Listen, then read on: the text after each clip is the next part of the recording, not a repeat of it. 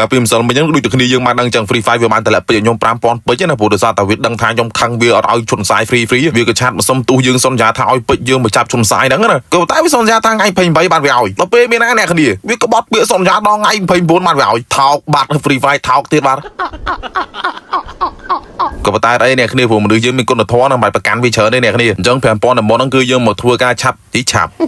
យើងមកធ្វើការចាប់ជន់សាយណាចង់ដឹងថា5000ដំណហ្នឹងជាមួយខ្ញុំចាប់បានអ្នកគ្នាហេងហត់តោះលើទី1តូចញាក់ឆ្កែសុកអ្នកគ្នាទៅទៀតយើង5000ដំណយើងកុំនិយាយទៅកាក់ពេជ្រអ្នកគ្នាកាក់ពេជ្រ5000ដំណថាបានទៀត Free Fire គឺថោកទៀតបងអ្នកគ្នានិយាយទៅនេះមិនជាការគម្រាមទេគ្រាន់តែចង់5ទៅ Free Fire ថាបើសិនជា5000ដំណហ្នឹងចាប់បានផ្សាយហ្នឹងអត់បានគឺលើក្រោយឲ្យអត់យល់ទេហាមឲ្យតែហ៊ានឲ្យគឺមានរឿងមួយខ្ញុំឲ្យ Free Fire ទៅហ៊ានឲ្យគឺ Free Fire ថោកឯងតែបើថា5000ដំណហ្នឹងខ្ញុំចាប់បានលើក្រោយឲ្យរបស់ Free គឺខ្ញុំសុខចិត្តទ្រាំយកខ្ញុំសុខចិត្តបិទភ្នែកបិទច្រមុះទ្រាំយកទៅ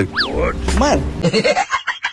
គេខាងដែរអ្នកគ្នាសន្យាឲ្យពេជ្រយើងថ្ងៃ28ដល់ថ្ងៃ29មកឲ្យអាហ្នឹងក្បត់ពេលសន្តាក្បត់ដំកតែខ្លួនឯងអញ្ចឹងដូចខ្ញុំបញ្ជាក់អញ្ចឹង5000តែមុនហ្នឹងបើសិនជាចាប់ឲ្យជន់សាយហ្នឹងអត់បានទេកុំឲ្យវា free ទៀតតែហ៊ានឲ្យគឺ Free Fire ថោកហើយលើឃើញតែយើងចាប់របស់4000តែមុនជាងគឺយើងទទួលបាន4កាតអញ្ចឹងយើងសល់1000តែមុនជាងទៀតបើថាអត់បានទេ Free Fire មានរឿងមួយខ្ញុំហីគឺខ្ញុំខឹងហើយតែហ៊ានខ្ញុំខឹងឲ្យ event មកគឺ Free Fire ថោកអាយនិយាយឈួតអីហេ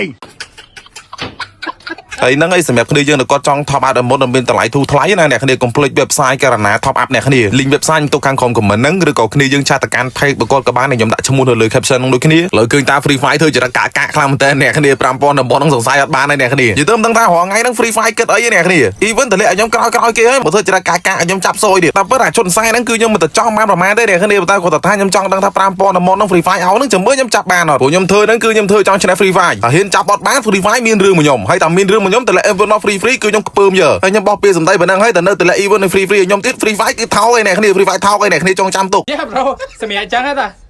ហ្នឹងហើយ